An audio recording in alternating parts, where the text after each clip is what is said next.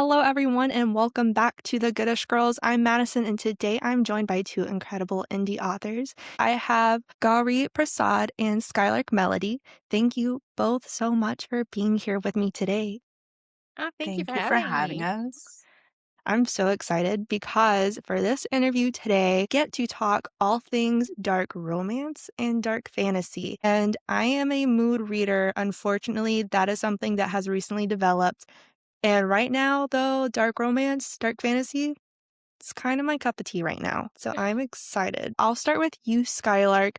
Tell me a little bit about your book and how it is a little bit different from any other dark fantasies that are out in the world right now. It's my own original story. It's not really a retelling of anything.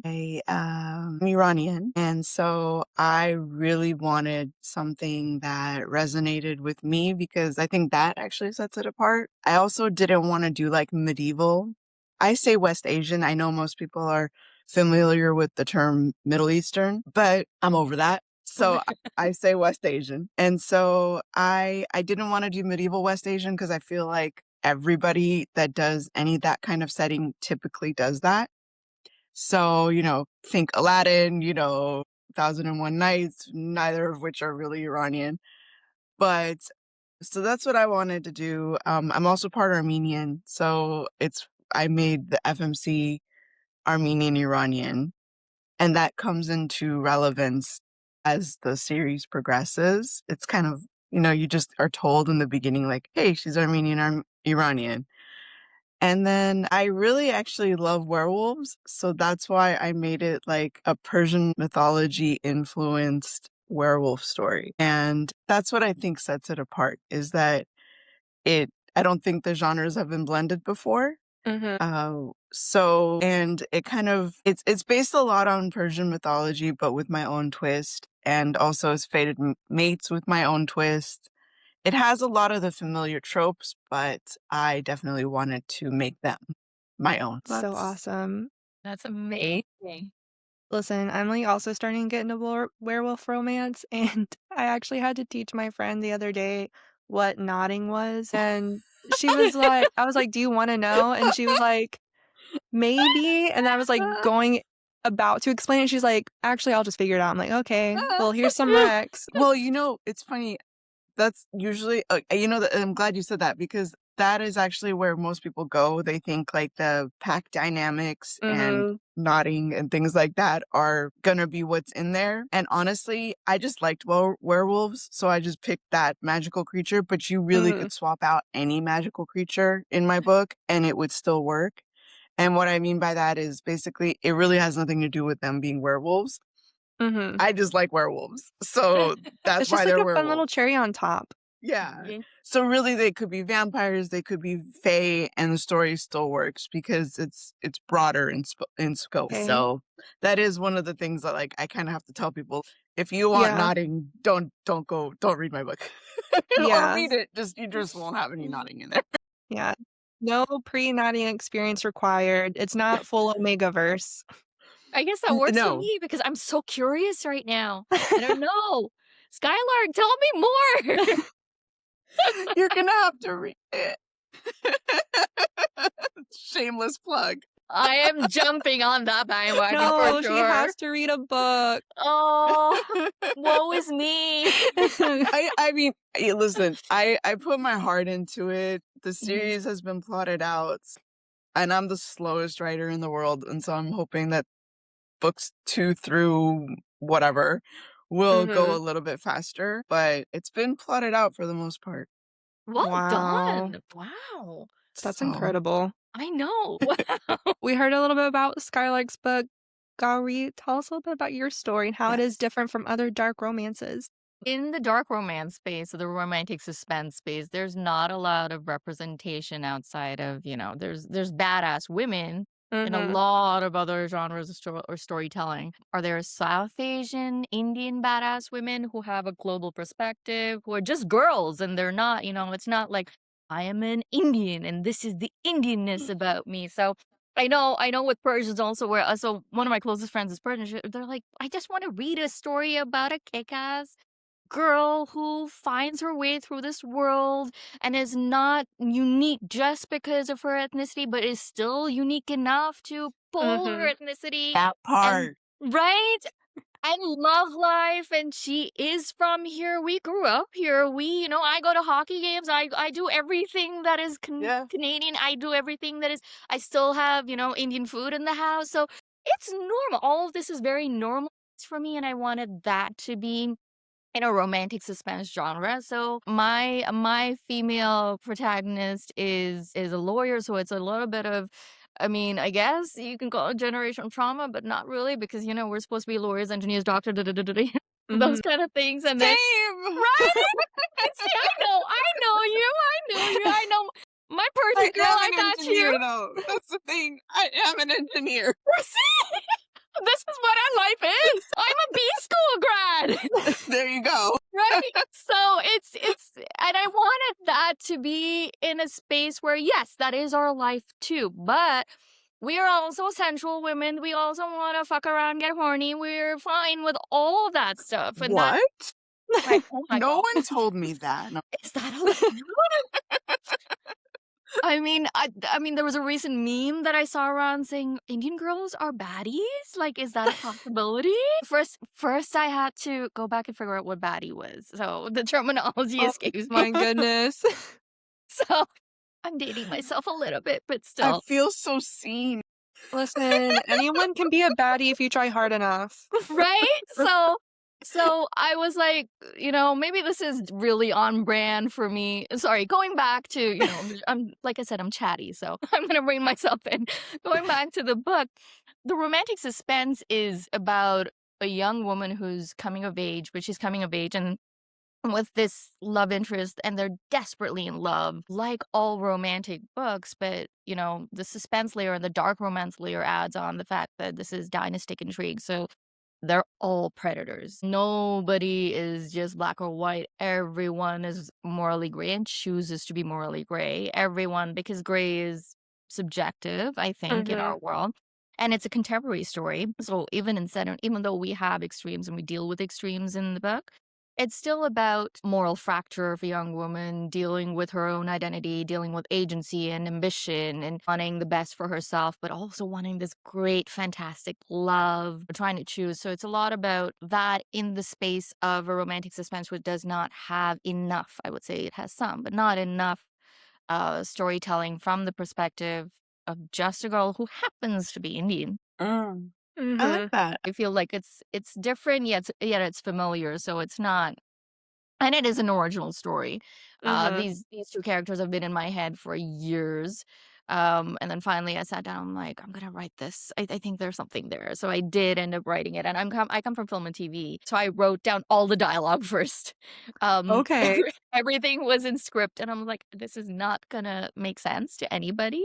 So when I started switching on my author hat, there were so many things that I learned. But yeah, so now it's a novel format, and it's really great story, I should say. Shameless plug, but it's a good story. Shameless plug. I kind of want to touch on what you just said for a little bit. You said that you wrote the dialogue first. So, whenever this story was just a thought, you strictly, like, did you just think of a quote and you're like, ooh, this is a really good quote. I want to build on that. Or did you specifically see something? You're like, ooh, I think that'd make a great story. Or even for me, as we talked off camera, I also used to dance way back in the day. So for me, like music really gets me. And there's Oh. one song that I discovered recently that I like played it on repeat for maybe 20 minutes, just like thinking of a story. I'm like, this would make such a good book. So you said that you started with dialogue. What prompted that dialogue in a sense? So I have always dreamt in romance, if that makes sense. I've always, anything. I don't usually remember my dreams, but sometimes, when you have the lucid sort of state of Mm-hmm. dreaming and your REM. Everything is romance related. I think I just have a romantic heart, and my husband's like, Same. I'm the human being. I'm not your fan fictional character, so Mm-hmm. he has to bear the brunt of it. But dreaming that romance, and then it came to me, and then the dialogue was so clear, and I think in dialogue, I think Mhm. in scenes, so it's very clipped and it's short, and these are like tiny, tiny packed scenes together, but the banter was already there when it came to me. So when I started writing it, it was the banter first or the Mhm. heavy emotional scenes first and how the exchanges would happen. And then of course, like you said, I used to dance too. I came from dance. Wow. Yeah, so music is a huge influence Mhm. in my writing. I listen to Am ambient music, is that how you pronounce it? I pronounce things differently. Ambient music and all of that, and it's not elevator music, it's more like there's violins and people who Mhm. do there's a lot of artists who do music for books. So I listen to their soundtracks and then I just keep writing. So from the dialogue, the characters develop, and then I'll develop the storyline, and then I'll develop milestones, and then what they want and what they seek, and it's sort of in layers that way. And then the suspense just kind of is the spine that goes through the middle of it all. So yeah, so that's where I start. Does it answer your question? I don't know if I'm Oh, rambling yeah. there. Yeah. No, that answers it perfectly. Skylark, I also wanna do the same question for you. Whenever you were writing this story, did you have maybe plot device in mind that you're like, "Ooh, I wanna build on this dialogue?" Also, did you maybe already have a character in mind and you're like, "Ooh, this person would actually make a really great story?" You know, I can't say that I did. Mm, Mhm. the I don't even know where the idea honestly came to me. I think that it was just a culmination of things I liked, which was Persian stuff and That counts. Mm. and werewolves. And, I actually ended up writing the middle of the book first. Interesting. Yeah, and I wrote the pivotal scene first, and everything was sort of built around that. And my poor husband at the time, when you said that about your husband, I was like, "Oh my god, the husbands are always the victims in all of Yeah. these," because I would run things by him, and he was like, "This makes no sense because I don't know what your story is about." I was like, "Neither do I, okay? Just roll Like, with it. what do you mean there's no plot? I already know that. But what do you think about this scene?" Oh my god. Baby And steps, baby It's like steps. echoes of my life right there.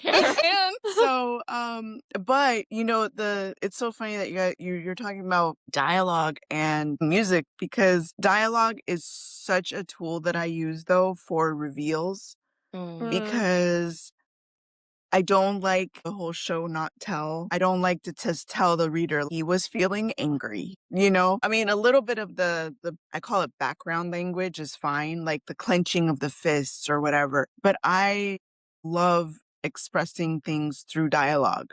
Yeah. So the things that they might say, that's how I've always expressed myself. So that's how my characters do it as well. And the thing with music, you guys are so funny because my character is actually a music teacher. Yeah, wow.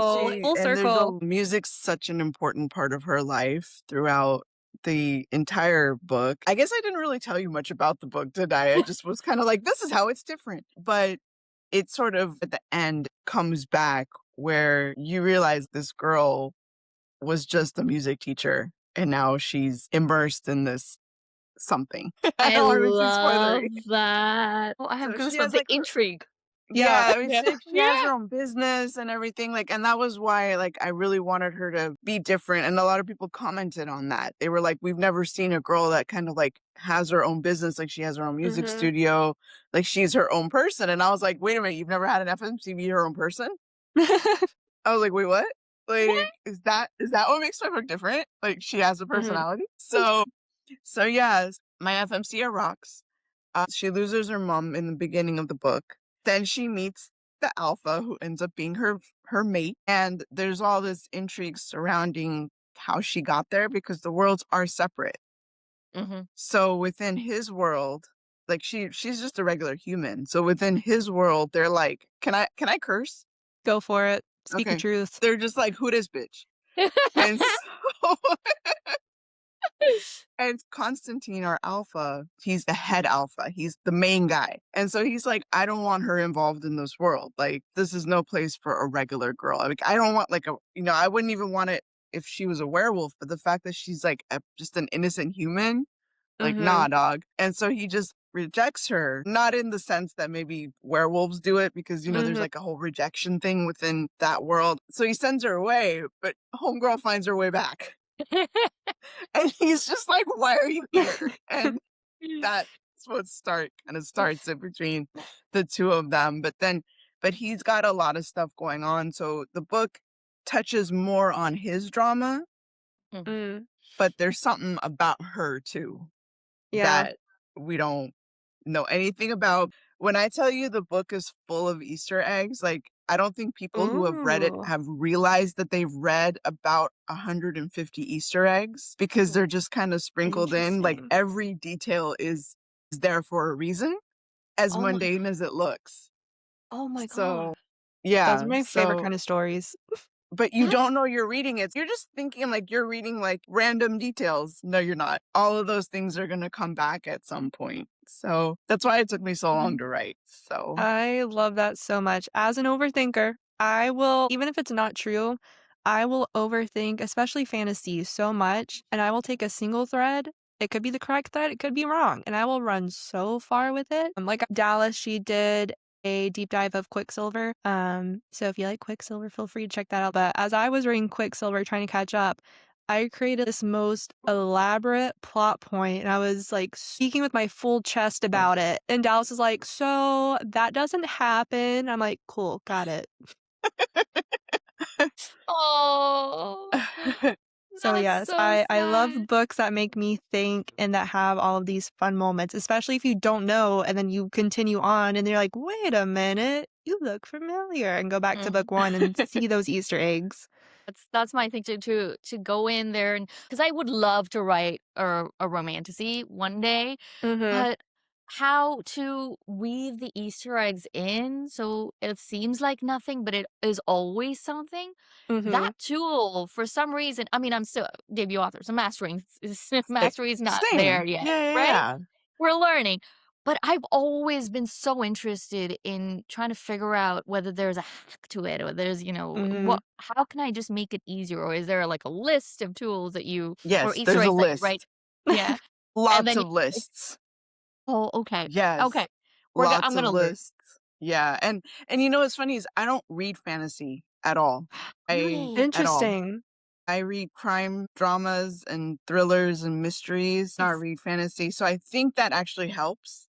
Oh, Mm. wow. Yeah. I so, yeah, I agree Yeah. with you. I mean, So, it's like I read you, you read me because I read only fantasy. I mean, yeah. I haven't gotten to werewolves as yet, so I made notes. I made nodding and rejection ceremony notes. That's amazing. So so I'm gonna get That is into it. funny. Oh my god. I'm always learning, what can I say? Oh my goodness. Please send me your notes that you have, like, everything that you wanna learn after this episode. I will. Oh my god. So yeah, I feel like that's such a great tool. If you read outside of your genre, Yeah. you kind of know how to plot your own genre better because I was writing it specifically as a romance, not a romantic suspense, but then I'm like I really need something more to carry the story along. And suspense has so many tropes that don't sort of cross over to romance, like unreliable narrator Mhm. doesn't cross over. So I was like, oh, Not right away, not right but away. Mhm. Yeah. it's not like the tropey trope, Hmm. But I love which, it. Right? So I was like, I'm gonna pull that in. yes, Yeah. I love that so much. I Oh my love gosh. going outside of the typical. Yeah. Mhm. And sometimes that really works. And sometimes you get those readers that are like, we Mm-mm. hate this. It doesn't sound like anything we've ever read. And I'm like, that's the point, bro. Mhm. That's the point. I'm giving you something that you can, it's a little bit of candy on the side of your Yeah. other candy. So, It's the mango with some tahini. Mhm. oh, no. Why? I'm so hungry right now. I need mango We're and tahini right now. we're making this podcast so ethnic right I now. know. Hey, and I'm here for it. We're gonna have a recipe for that. We're gonna have a recipe for the cinnamon water. Oh, right. Oh. I'm gonna show you guys on camera how to make Persian rice. Oh, Yes. damn. I'm so hungry right now. So, Skylark, I also want to touch on something that you said earlier. You said that however far this story takes you, you already have it plotted for multiple books. Mhm. Do you also, by chance, already just pre-plan tropes ahead of time as well? Or it just kind of comes together? All right, I'm gonna get real for 1 second. Speak I your truth. hate tropes. I hate marketing tropes. Mm, I hate everything about that whole area of book talk and bookstagram. I don't know if it's because I'm older than a lot of the authors out there and the readers, obviously. I mean, I said iPod. So and that's okay. I thought it was a new thing, so I'm with you on Me that. too. it's coming back. But when I started writing, I had been out of the writing world for so long that I didn't even know these things existed. Mm, So when people are like, this is how you market, I'm like, I don't know what that means. I'm mm-hmm. like, I just want to write the book. And, then every time I talked to someone, they were like, so what's the trope? What's this? And I'm like, I don't know what that means. Yeah. There's a Yep. girl Yep. and a guy Yep. and they do stuff. And you're going to love it and you're going to read it. I Yeah. know. I'm like, and it's a slower burn. And they're like, oh, that's a trope. And I'm like, okay, great. There you go. There's Yeah. one. Mm-hmm. So yeah, no, I don't like marketing it that way, unfortunately, for me, because I know that's how you do it.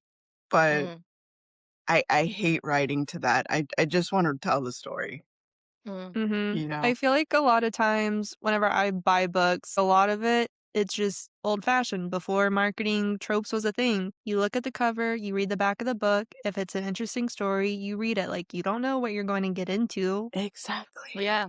Exactly. So I'm here And with you. so and so I also feel like people's interpretations of genres and tropes are different. Mhm. So I feel like when you say if, for example, it's enemies to lovers or it's paranormal, blah, blah, blah, whatever, right? Mhm.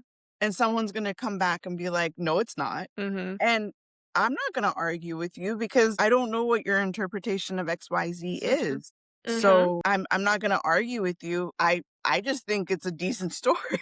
Yeah. Like and what's funny that you say that is because I actually had someone say, your book isn't a dark fantasy because I'm a dark romance reader and this doesn't have anything to do with dark fantasy. And I was like, hold up. This one I do know. Dark Mhm. fantasy and dark romance, not the same thing at Yeah. Mhm. all. Like Yeah. that dark Mhm. part does not Yeah. mean the same thing. That's another issue that we run into is like sometimes people don't know what it means. You use the same word for something. I don't want to put anyone down and say like, hey, you have it wrong. This is why I don't like writing to that Yeah. because I feel like you pigeonhole yourself and then people's interpretations come into play. And now you have this argument of like what it is and what it isn't. So, for any listeners or viewers out there who might not know what dark fantasy is, what would be your definition of that? Are you asking us or readers? You? Because I'm gonna be honest, whenever I think of dark fantasy and dark romance, I kind of still have dark romance tendencies. Because there's like one series that I love. It's the Salacious Players Club by Sarah Kate.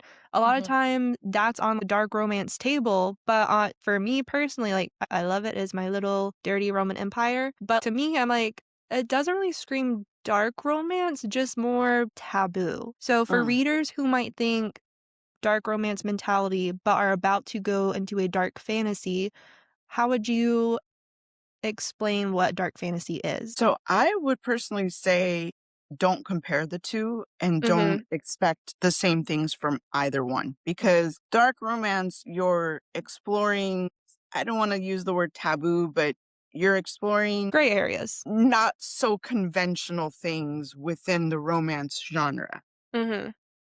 whatever that may be to you. Mhm. With dark fantasy, it's just different. One is what you're doing, and the other one is the mood. Yeah. Mhm. So with dark fantasy, it's grim, it's pessimistic. Think of like a wet, soupy cloud of fog over the whole umbrella of the series or book or whatever it is you're reading.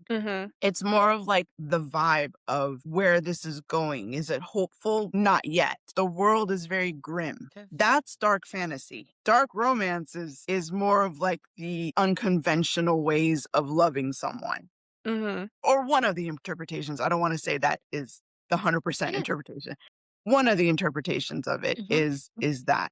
So they're very different. I would say that mine is dark fantasy because there's death, there's rejection of love despite the love being present. It's not hopeful at first. It's not sunshine and butterflies. That's what dark fantasy is. Yeah. You might have elements of unconventional romance. There might be kink and torture or whatever, but that's not the requirement.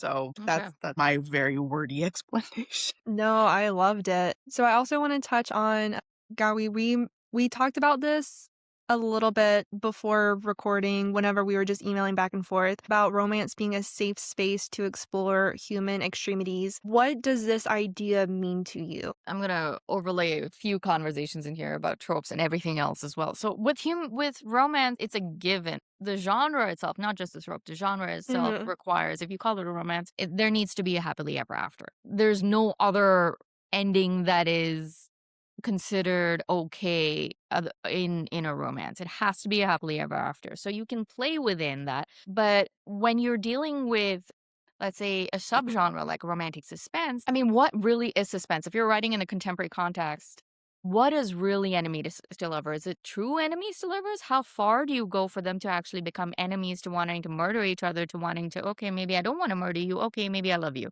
So how far does that loop go to come back to love? And with enemies to lovers or second chance romance or things where you have to push it into the darker, I feel like you really it has to be earned. It can't just be something that's a plot point or a tool that you use. It has to be earned. So the part where they break up, or there's no way I can ever go back to this person. There's no way I can ever be with this person. That storyline has to be earned. So when you push it to the extremities, you can play with, he killed my mother. He's the reason I don't have limbs, whatever. Whatever, however far you want to go with that. I mean, he has this severe kink that hurt me and made me, and all those sort of fictional spaces can be explored, because in the end you're gonna look back to the happily ever after. You know that there's a space to come back. So I feel like in this space it's safe. You can explore the like Haunting Adeline. They explored a lot I of love that book. love Haunting Adeline, but they explored a lot of having a stalker in your life and being okay with it, and that boundary between the stalker wanting to kill you versus the stalker becoming your protector was explored. My book, we talk a lot about being watched, the idea of always being under surveillance, always being watched, never having the freedom to live out your life without having somebody's purview on you. So, and the choices that you have to, you're kind of forced to make because people are watching you. So you explore that, and then of course you explore things like, there's a line that I have in my book where the main character says, I'm gonna butcher anyone till there's nobody else left to murder. So, those kind of, you could throw them around, but they have to be earned. So I feel like because at the end it's happily ever after, they're gonna be in love, and they're gonna fall in love, and they're gonna get married and have babies, or not get married but be together. And there's always the promise of that. You can play around with anything that is black and dark and extreme without having questions. And you can also play around with the tropes. It can be, because it's a subgenre that blends genres. You can play with the tropes there. And like Skylark, I don't understand tropes. Like, I don't know how you can think about a trope and only write in there and be so linear. It's great for marketing. Yeah. It's so great for marketing because it will sell your book because it's predictable. But I mean, do we really want to write predictable stuff Exactly. anymore? Isn't there enough of that? I mean, somebody set the trope, obviously, because, those first few books that came out, they said, this is what we're going to deliver. And then it became an expectation. But now, are we compelled to write only within those boxes? And Mhm. I don't know if I can as a creative. And I don't think creatives can write unless, I mean, there's, you put it into AI and say, write me a book on this trope. Never do that. I Yeah. know. Same. Right? Right? Same. I mean, no shade on anyone who's writing within the tropes and doing super well. Like, I know people Mhm. who are exemplary, authors who are just killing it because they deliver on the tropes. Mhm. And it's great for marketing and commercial success. And my B brain, my business school brain kind of just like flares up in those. I have, when you get your marketing reports from people and beta readers and they say it's going to work this way, it's going to work that way. I take it and I kind of like absorb it and then I toss it because I can't. I can't write with it. And then I want to play with the extremities. So coming back to your question, which was about the extremities, this is how we explore. We're creative. We want to write. We want to break boundaries. We want to ask the questions and the unaskable questions. And sometimes we want to open up conversations. I know I know so many books are like, okay, he's a bad person, but I can Mhm. change him. I mean, hopefully in reality, women don't go for bad people who they hope to change. Mhm. Um, but those are conversations that are being had now versus 10 years ago. We weren't having those kind of conversations. So I Mhm. like it. Mhm. So yeah, that's my long-winded answer to that question. And I loved it. I'm glad that you brought up Haunting Adeline, though, because I know, like, that is a book in dark romance that a lot of people talk about. I personally love it. Yeah. I've reread it. But, like, even with dark romance or dark fantasy, I always think that there are lessons in there as well that are really important. Like, with Haunting Adeline, most people think of, like, the scene with the pew pew or the House of Mirrors. I'm like, that's great. I love it. However, like, there's actually still a really good, well thought out plot that, Yes. like, makes you think. Yes. That's, like, another thing that I love about anything that's dark as well, is just because it's not afraid to not only explore these dynamics that could be considered morally gray, but it explores those, it brings it to light, and it also just brings to light things that could even be applicable to the real world. Yeah, yeah. I think strength of Mhm. character and women, I mean, books have always impacted pop culture in ways that Mhm. we can't even begin to describe. I mean, whether it's you read a book and you want to travel to the place that they talked about in the book, or whether you want to have a relationship where you explore your kinks yourself. I mean, it's opened up so many sort of conversations. I think it does make you question it. It's if you're looking and I know a lot of women do this, they read really, really dark stuff. My sister, for example, she reads the darkest stuff. She is only murder mystery podcast woman. She wants to know the mind of a murderer, and sometimes I think she's a sociopath. But right? I mean, she's my sister. I can call her that, so it's Mhm. fine. But she is the most demure, the most polite. She has severe secondhand embarrassment for anything. So she is Mhm. straight and narrow. But that woman reads shit, so I don't it's like, maybe It's that's always the kind of quiet ones. right, it's always the Yeah. quiet one, I'll say, I she's feel like you're talking about me when you talk about your sister, and actually. when I mean shit, I mean that she actually does no, she doesn't read Yeah. stuff that we read, she reads really bad stuff, so I'm like, Mhm. "Oh my gosh, where are you going with this?" But she's like, "It's so interesting." And, the mind of a murderer and things like that, and she goes deep into those sort of rabbit holes and down the Reddit Mhm. hole there, so and I like that. I like that books do that to people. They give Mhm. us an Mhm. outlet. They give us somewhere to go when, we want to show a face to the world. And she has to function in her world, Mhm. but she has this escape. So it's a sort of escapism, but it's also asking you the questions that you are too scared to ask yourself Mhm. in a relationship. Am I okay with this? How far am I okay to go with this? So I like those kind of conversations. So I want to jump gears and I want to share with you guys what went down as I was writing these questions. I was looking at both of your social medias, learning about your book, learning about your characters, and whenever I was looking at Skylark's page, you have some fantastic fan art. I'm gonna share it. I don't know if it's gonna make it to YouTube because you shared it to Instagram, and Instagram's like, this is good. And YouTube, I don't know about her. I don't know if she's gonna be like, ooh, that's too risque. But I was writing these questions in Starbucks, specifically as soon as you walk in, my back is facing the door. So if anyone was to just look at my computer, I don't know if they would have been intrigued or they're like, "Oh my gosh, That's what is so she funny. doing?" But this is the art. As I was scrolling through your socials, I found this and I love it. I don't know Oh, if you can see it. yeah. That one is That's I was so like, not in amazing. front of my hot. coffee, but I'm here for it. That is hot, That Skylark. It one is hot. is Listen, so good. one way to get me to read a book is by some really good fan art. Like, I don't Yeah. have to know I a can't thing. wait to, like, get the commercial licenses for these going and get them in print, offer them on a website one Mhm. day. Oh my gosh, I'm dying to get fan art. I'm dying. It's I Ugh. really want some fan art, some spicy scenes. You have so yes. many great people who are out there. They're like, okay, we'll do fan art. I'm like, yes, Mhm. please, please. Yeah, yeah. But that's so hot. I have an art degree, so for me, like, that one is one of my favorites. So Whenever I saw that, I was like, I gotta ask her about fan art. So, whenever you're sending characters or a scene to illustrators to bring this idea to life, what is that process like? And are you sending them text that describes the character? Or are you sending like actors or models be like, you know what? They don't look exactly like this person, but imagine like certain facial features, eye color, hair color, skin color? so for me, it's all of that.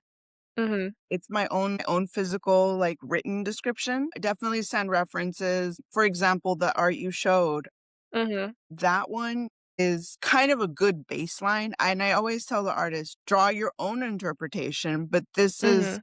kind of what I'm going for. For me, because I have ethnic characters, certain facial features and the way they're drawn is very important to me. So, like Constantine, for example, the man in that picture, he's Mhm. Greek.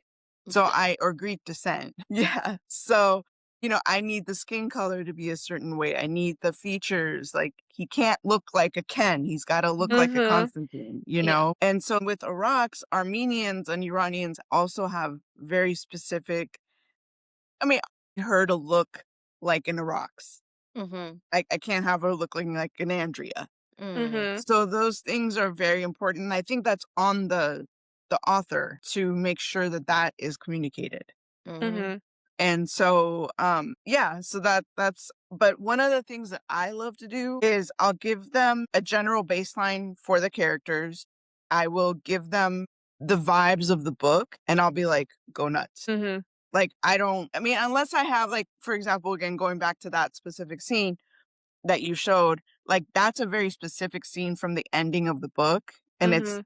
a very important scene between the 2 characters. Mm-hmm. So I needed that to be almost specific, but 99% of the time when it doesn't need to be, I just Mhm. tell them, like, "These are the vibes. This is how the characters are, and then this is how they are with each other. This is what they look like. It's up to you what you wanna create." And I've gotten some of the best art that way, by just letting the artist have full creative control over what they're doing. It does entice you to want to read the book for sure. I mean, fan art is the Mhm. first draw, right? I mean, you can imagine there's one thing to be said about you put the physical description in the book, but then let the reader kind of build on that. But then if you give them something just to like a little bit, right? Mhm. To chew on, it's so enticing. Before we wrap up, I do want to ask just a couple of more questions. So, for the writing process, I feel like one common thing that can happen to any author, whether you're a new baby author, indie author, traditional. So, burnout sometimes I feel like is inevitable. And I want to know from both of your perspectives, how do you protect yourself from burnout or even writer's block? I feel like it's part of the process. Mhm. Mhm. I feel like it's a scar that's earned and it's a battle scar. It's emotionally and I think at times physically taxing on you because there's so much that goes into writing that is part of the creative process, but also the business side of things, like the amount of money that you're investing and the emotions that you're investing. And then this fear that once you put this product that you've put so much of yourself into, your time, your money, your heart, is going to be completely trashed or worse, not read at all. Yeah. Mhm. Yeah. I think all of those things are going to weigh you down, especially as a baby author. That's part of the process. And if they're not getting it, I'm kind of like, are you Right. doing it right? Yeah. Yeah. So I don't know if I necessarily want to protect myself because I feel like anyone who's that wrapped up in it just would. Mhm. I agree so much. This has been my first journey as a debut author. And for me, if I'm not that intensely sort of immersed in that world, I mean, I'm swimming in my characters' Mhm. worlds. There's no, they call it flow, or I go into a cave, whatever you want to call it. As a creative myself, I mean, I spent 16-hour days on film sets. When you're on a set, you're 16 hours is what Mhm. is the average that you're going to Mhm. spend on a film set. In my writing, I spend equal amount of time just writing, and I keep going. There's no stopping unless, some if you're tired, take a nap. If you want to go on a Yes. take a walk, go out for a walk. Do all those things that keep you sane. But there's no sort of I feel like it's not a bad thing. That Mhm. is the creative process. You go through that. You don't kill yourself through the process. You still eat your meals and you drink some water and you hydrate and you go for walks, do whatever you need to. Mhm. But that is where the joy comes from. Mhm. And for me, if I wasn't doing my 12, 13-hour days, I wouldn't get any product. One, I Mhm. wouldn't be able to write a compelling storyline and I wouldn't be able to express myself the way I want to do. And when I turn on my hyper focused music, it just flows. And that's the best part of the story. Even if it's a 3 a.m. rambling, it's crazy stuff, but it is par for the course and it's enjoyable. And you feel so satisfied after you come out of that space saying, oh, okay, I delivered. Yeah, Mhm. it might have been a vomit draft, but you can fix that after. Mhm. And I like that process. I embrace that journey. Yes, my family is like, "Okay, are you gonna come back to the world of the living anytime soon?" They give me about 2 weeks, and then they're like, "Okay, jump out of it," and then I go back into Mhm. it. But those 2 weeks I enjoy. Yeah. Mhm. And so I don't want to protect myself. A lot of like Scarlett, Mhm. Yes. I think we're like the same person in some I way. I think so, and I Yeah. think we're also both masochists. Yeah. I think to be a writer is to be a bit of a masochist, Yes. Yeah. and I'm fine with that. Oh, yeah, I enjoy it. I embrace it. We're both dark girls. I mean, we write dark stuff. I wouldn't change the core of it. I would change the peripherals, like maybe move to a different spot in the house or maybe, Mhm. sit on a more comfy chair. Yeah, Those kind of things, but not the core of it. I love it. exactly. Exactly. I Yeah. mean, my author chat will tell you that the day of release or like a few days up until release, full blown crash out. Full blown. I was like sending voice notes like, I don't want to do this anymore. Like, why am I Oh, even doing this? Like, my book is stupid. Like, Yeah. I mean, full like self hatred circle. And then it's so funny because it's like when you're editing, you're like, you go through this like, you're rereading your stuff, especially if you haven't read it to Yeah. yourself in a while and you're going mhm. back. And you're like, up until release, you're kind of reading it going, oh my God, I am brilliant. And then, like, Yeah. a week before release, you're like, "I am so stupid, like, I suck so hard right now. Like, why did I think I could do this?" And Mhm. it's such a journey, Yeah. and they make fun of me now because they're like, "Do you remember how you acted?" Like, and I'm like, "No, I didn't do that, that wasn't me." This alter ego took over my Yeah. body. Exactly. I'm like, Yeah.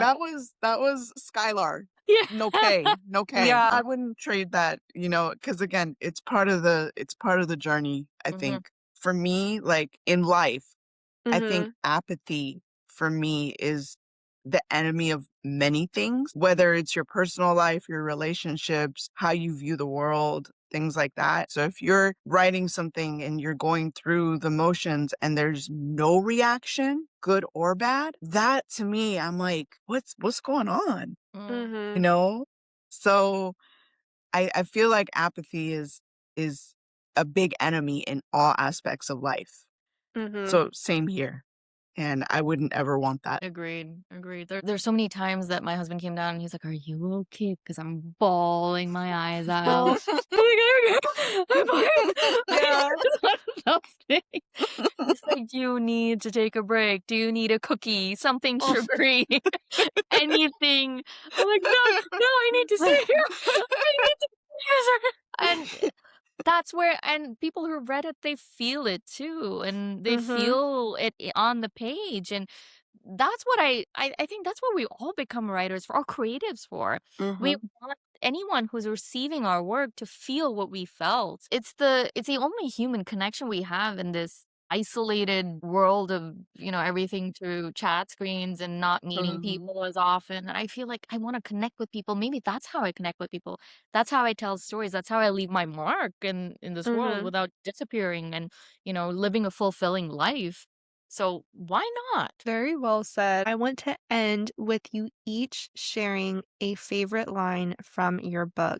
And Gauri, we can start with you. Yeah, there's a few of them. So just for context, my character in this scene, she's going through something really major, like something that shatters her. And a lot of my book is about the relationship women share with each other, whether it's your mother or sister or best friend, women in general. Mhm. And one of the things she remembers in that shattered space is her mother's words. And her mother often taught her about these mythological characters. And she said, when you're broken, through those cracks is where the light comes in. Oh. Yeah.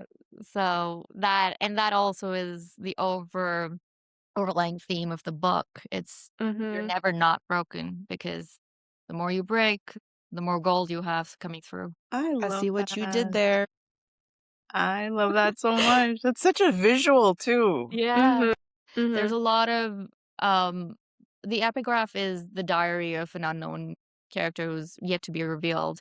Mhm. And they've been influenced by stories of goddesses through mythology. And they've been told that you can pick the goddess that you want to think about, to revere, to based on the journey that you're going on. But these are the stories of the goddesses, and the goddess that she remembers during this really broken phase of her life Mhm. it's a mouthful. It's in Sanskrit. It's called goddess Akhilandeshwari, and Oh. she's the goddess of the never not broken. Mhm. And she says that the more you break, the stronger you get because you Oh, choose when you're broken. You choose who you want to be. You choose how you want to stand. You choose where you want to go. Before that, it's just a story that you've kind of fed yourself or your environment has Mhm. fed you. So after that, it's just all you. So yeah, that's my That's favorite line. beautiful. that's Yeah. great. Yeah. Skylark, do you have a favorite quote? To give you context, my MMC is kind of a grump. He's has a lot of, life. He's not that old. He's 30.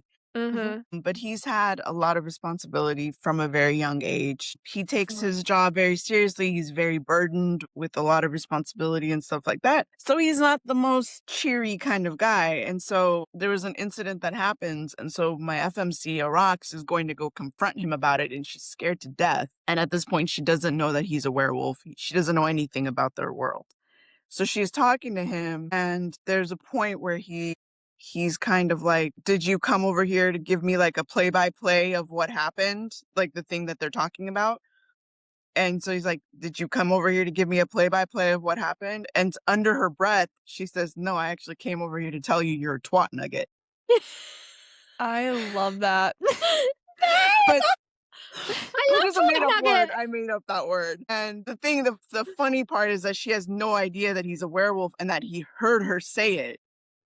Oh my So gosh.